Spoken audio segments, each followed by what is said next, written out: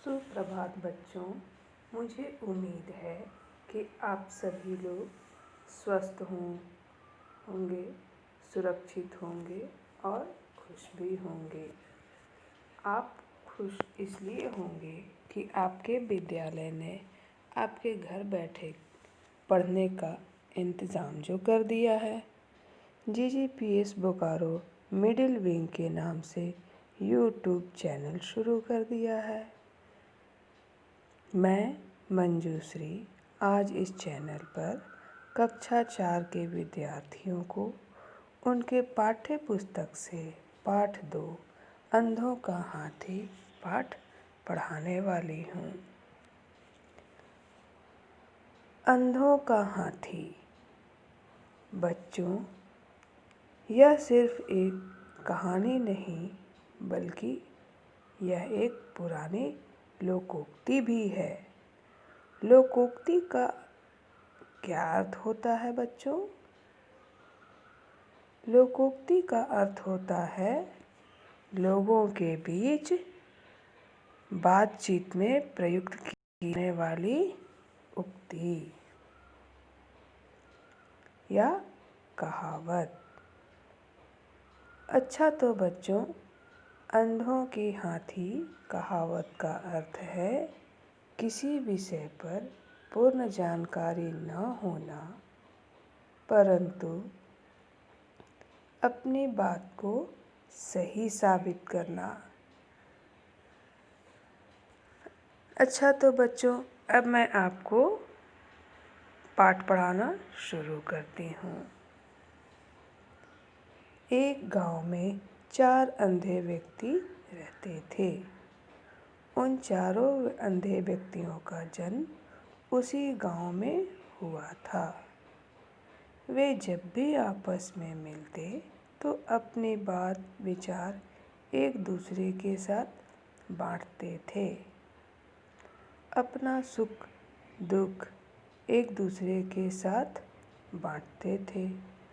लोगों की सुनी सुनाई बातों पर चर्चा करते। उन्हें ऐसी चीज़ों और प्राणियों के बारे में जानने की इच्छा होती थी जिनके बारे में लोग बातें करते थे। एक बार की बात है, उस गांव में एक बारात आई। बारात समझते हैं बच्चों? बारात क्या होती है? जब किसी की शादी होती है तो लड़के के सभी रिश्तेदार बहुत सज धज कर नाचते गाते हुए लड़की वालों के घर जाते हैं। हम उन्हें ही बाराती कहते हैं।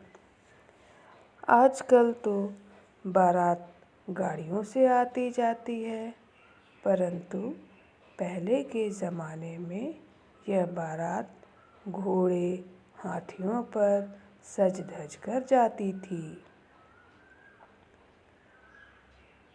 तो उस गांव में भी बहुत सज धज कर घोड़े हाथियों पर एक बारात आई।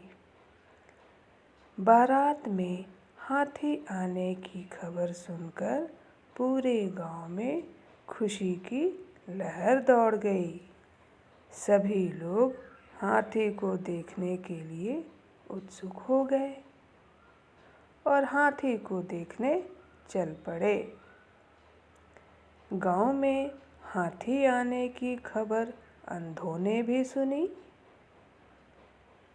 उनके मन में भी हाथी देखने की उत्सुकता जागी। तब वे लोग भी हाथी देखने के लिए उस भीड़ में शामिल हो गए। सभी लोगों की बातचीत सुनकर, हाथी की प्रशंसा सुनकर उनके मन में हाथी को छू कर देखने की इच्छा जागी। छू कर देखने की इच्छा क्यों जागी?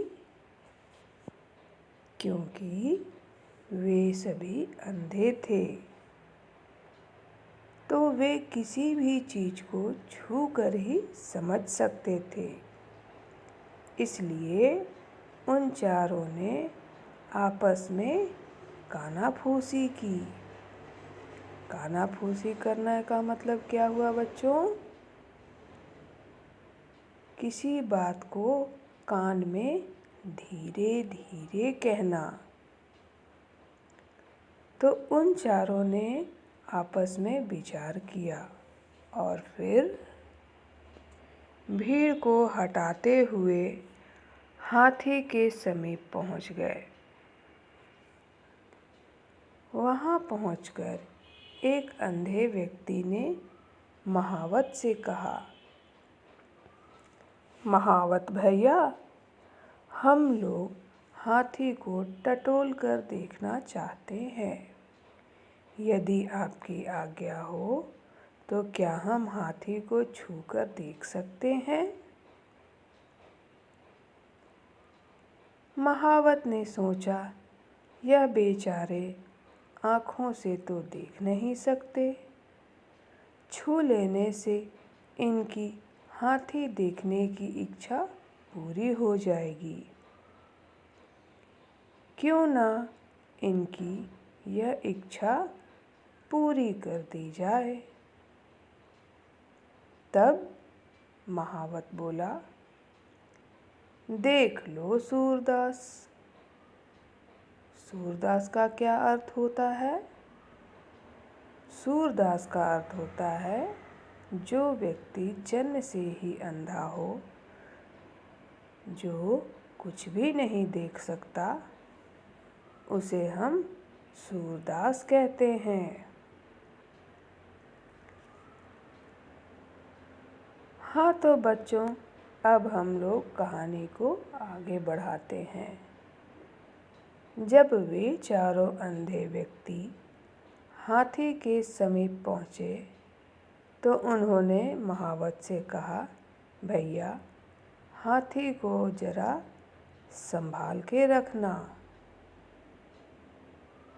इतना कहकर वे लोग हाथी को टटोलकर देखने लगे। सबसे पहला अंधा व्यक्ति था, उसके हाथ में हाथी का पैर लगा।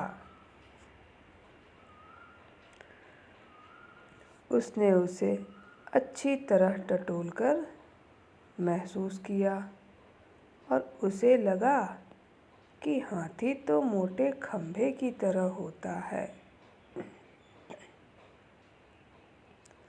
दूसरा व्यक्ति हाथी को टटोलने लगा। उसके हाथ हाथी का कान लगा और उसने उसे अच्छी तरह टटोला और कहा, अरे नहीं, हाथी तो थाली की तरह है। उन दोनों की बात सुनकर तीसरा व्यक्ति भी हाथी को टटोलकर देखने लगा। उसके हाथ लगा हाथी का पेट। वह उसे अच्छी तरह टटोलने लगा और उन दोनों की बातों को सोचता हुआ कहा, अरे नहीं, तुम लोग झूठ बोलते हो। हाथी ना तो खंभे की तरह है, ना ही यह थाली की तरह है, यह तो मटके जैसा है। अब तक चौथा व्यक्ति उन तीनों की बात सुन रहा था। फिर वह भी हाथी को टटोलकर देखने लगा। उसके हाथ लगी हाथी की सूंड। उसने सूंड को अच्छी तरह ऊपर नीचे आगे पीछे चारों ओर घुमा घुमा कर टटोला और फिर कड़क आवाज में बोला, तुम सब बेकार की बात कर रहे हो। हाथी तो रस्सा के जैसा दिखता है।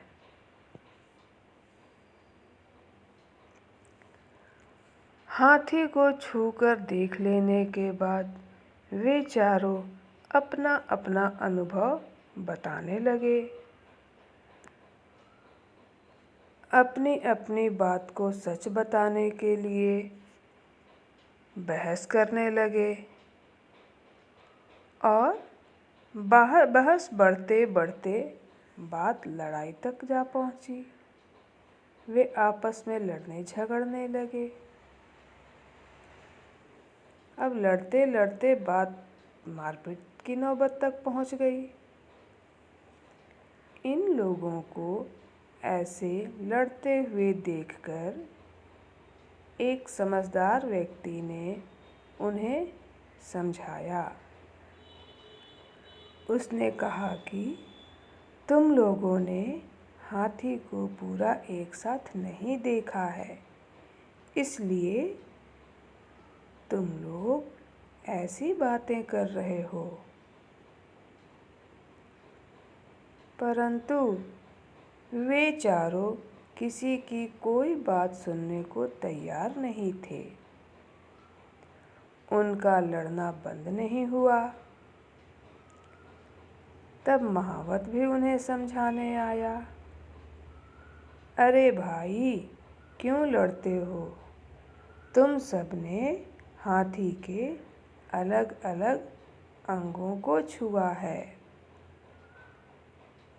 किसी ने हाथी का पैर छुआ तो किसी ने उसका कान, किसी ने उसका पेट पकड़ा तो किसी ने उसकी सूंड। पूरे हाथी को तो कोई छू ही नहीं पाया है, इसलिए तुम्हें ऐसा लग रहा है। परंतु वे महावत की बात को भी अनसुना कर गए और आपस में लड़ते रहे। उनकी लड़ाई झगड़े को देखकर किसी ने कहा, भाई, यह तो अंधों का हाथी है, कैसा भी हो सकता है। यह सुनकर वहाँ उपस्थित सभी लोग खिलखिलाकर हंस पड़े। हाँ तो बच्चों, इस कहानी से हमें यह शिक्षा मिलती है कि सिर्फ ख्यालों से ही चीज़ को नहीं समझा जा सकता, क्योंकि कई बार ऐसा होता है कि हम किसी बात को लेकर अड़े रहते हैं, जबकि यह संभव है कि हमारी बात गलत भी हो सकती है। हो सकता है कि हमें सिक्के का एक ही पहलू दिख रहा हो और उसके अलावा कुछ ऐसे तथ्य हैं जो सही हो सकती है। इसलिए हमें अपनी बात तो रखनी चाहिए, परंतु दूसरे की बात भी धैर्य से सुनना चाहिए और बेकार की बहस में नहीं पड़ना चाहिए। अर्थात बच्चों, थोड़ा सा ज्ञान प्राप्त करके जो स्वयं को संपूर्ण ज्ञानी समझे वह महामूर्ख है।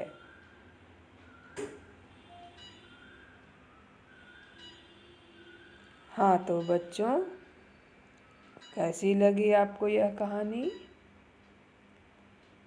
मुझे उम्मीद है कि आप लोगों को यह कहानी ज़रूर पसंद आई होगी। आप लोगों ने इसे अच्छी तरह सुना और समझा होगा।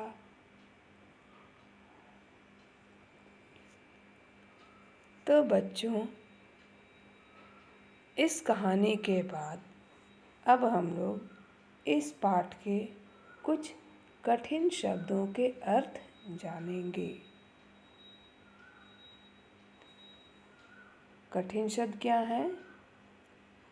सूरदास। जैसा कि बच्चों मैंने आपको कहानी के बीच में बताया था कि सूरदास का मतलब जिसको कुछ भी दिखाई ना दे, अंधा व्यक्ति। इच्छा, इच्छा का अर्थ है आकांक्षा, चाहत। चर्चा, आपस में बातचीत करना। जैसे आप लोग किसी भी विषय पर अपने दोस्तों से बातचीत करते हैं, वैसे ही चर्चा अर्थात आपस में बातचीत करना। टटोलना अर्थात किसी भी चीज़ को छू कर के देखना, महसूस करना, उसे समझना। तमाम, इसका अर्थ है बच्चों बहुत सारे, मतलब जितनी भी चीज़ें वहाँ उपस्थित हैं वे सभी वस्तुएं। हाँ तो बच्चों, अब शब्दार्थ के बाद मैं आप लोगों को मौखिक प्रश्नों के उत्तर भी समझा देती हूँ। ध्यान से सुनिएगा। अंधे कहाँ रहते थे? उत्तर है अंधे व्यक्ति गांव में रहते थे। प्रश्न नंबर 2, अंधों की क्या इच्छा थी? अंधों की क्या इच्छा थी? तो बच्चों इस प्रश्न का उत्तर है अंधों की यह इच्छा थी ऐसी किसी भी चीज़ों और प्राणियों के बारे में जानने की जिसके बारे में लोग बात किया करते थे। तो चलिए बच्चों, अब हम देखते हैं प्रश्न संख्या 3। प्रश्न संख्या 3 क्या है बच्चों? बारात के साथ कौन आया? तो इसका उत्तर होगा बारात के साथ हाथी आया। प्रश्न नंबर 4, महावत ने क्या कहा? तो इसका उत्तर है महावत ने कहा कि आप लोग अंधे हैं और हाथी को आप लोग छूकर देख सकते हैं। तो बच्चों हमारा प्रश्नोत्तर भी समाप्त हुआ। अब आप लोगों ने कहानी को सुन लिया, समझ लिया, कठिन शब्दों के अर्थ भी जान गए और मौखिक प्रश्न के उत्तर भी जान गए। इसके साथ ही हमारा यह पाठ समाप्त होता है। तो बच्चों अब हम लोग फिर अगले पाठ के साथ मिलेंगे। धन्यवाद।